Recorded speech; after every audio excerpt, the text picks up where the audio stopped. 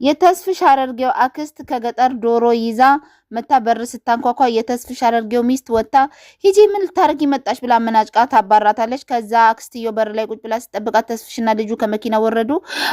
አክስቴ ምን ታረጊያለሽ? ውጪ ቤት ለምን አልገባሽም? ጩጬውም ናና መጣሽ ግቢ ወደ ቤት ብለው ቤት ይዟት ገቡ።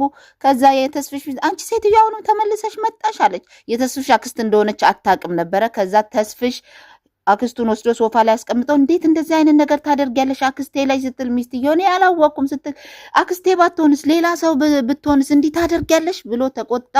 ከዛ የተስፍሽ ልጅ አምጥቶ ውሃ ሰጣት፣ ለዶሮው የሚበላ ዳቦ ሰጠው። ከዛ በኋላ የተስፍሽ ሚስት መታ አክስቴ ይቅርታ አላወቅኩም ስላላወቅኩ ነው ይቅር በይ ይቅርታ አርጊልኝ አለች።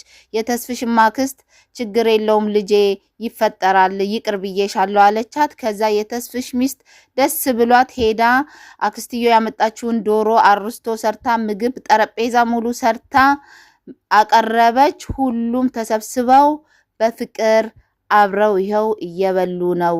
ስርዓት የሚባል ነገር አስተማራት ለሚስትየው። አክስቴ ባቶ